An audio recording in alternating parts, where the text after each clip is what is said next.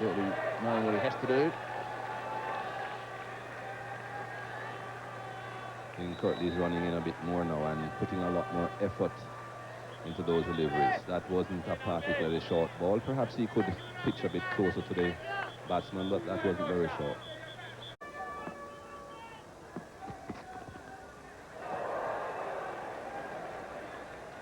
Just emphasizing the slow nature of the pitch. That took an hour to get to Juni Murray. Seems to be some sort of discussion going on there as well, but we haven't seen too many of this sort of delivery, and as we've said, that just shows you how slow the wicket is. And they're exchanging a few words out there, batsman and bowler. It just shows you how serious these two are.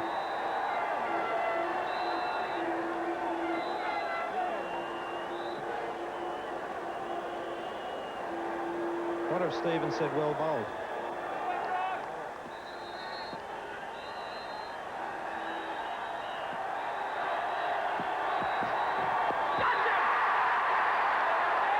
And as we predicted, AB, it's got him fired up.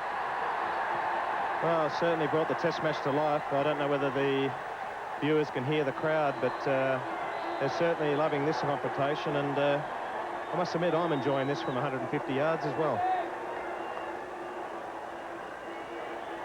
Umpire David Shepherd has signalled there that's the second ball over the level of the shoulder, so Steve Waugh will know that he can't deliver another one like that. It's a very famous stare, that, Tony. I've seen that many occasions. And that's the end of an over which will be written about in all the papers tomorrow and will be discussed for many years to come by those who have watched it. 3 for 32. So now, back to Ambrose v. Waugh, Foreman v. Tyson.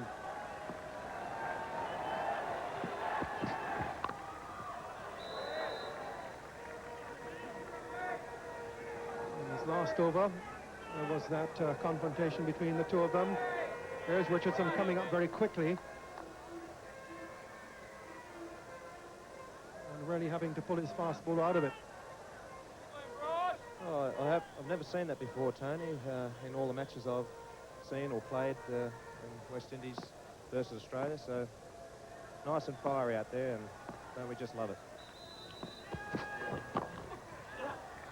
Just a single here for Waugh. Of course, there was the incident in Brisbane when the West Indies were there, 92-93, when a decision against Mark Taylor very early on in the first test was given not out by the umpire.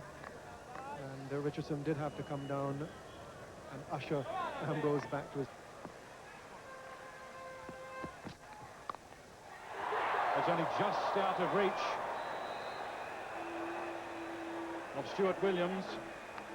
Ambrose comes down again, smiling, which is a variation on an established theme for him.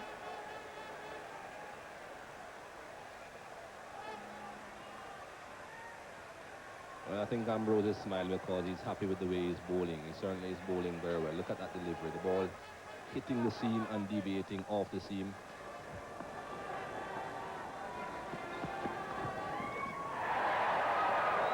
This time inside it. Normally it's Courtney Walsh's eyes that do the talking. But Ambrose's eyes are doing plenty of talking today as well. Look at this ball here from Curtly Ambrose. It bounces very well, passes pretty close to the head of Steve Waugh, but by the time it gets to the wicket keeper, it's on its way down again. Not a great deal of pace, but it still managed to pass it pretty close to the batsman's head.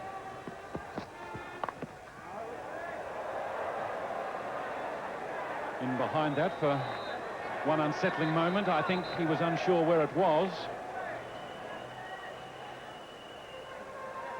Luckily for Steve Waugh, he had everything behind it. The ball came back down, a bit of backspin because he didn't really force it away from himself off the bat, but when it came down, it hit into his pads.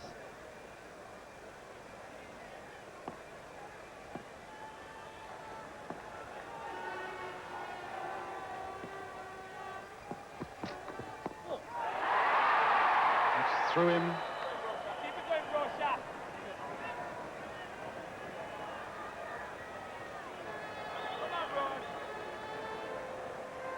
few more words being passed, but I think those words were much better words passed. I think Steve Waugh said to Curtly Ambrose, "They're well bowled."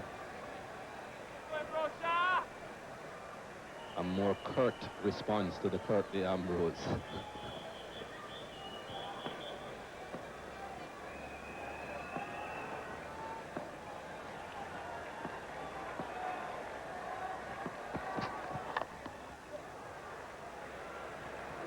Unguarded territory at the moment, attacking as relentlessly as they can afford to. At 5 for 68.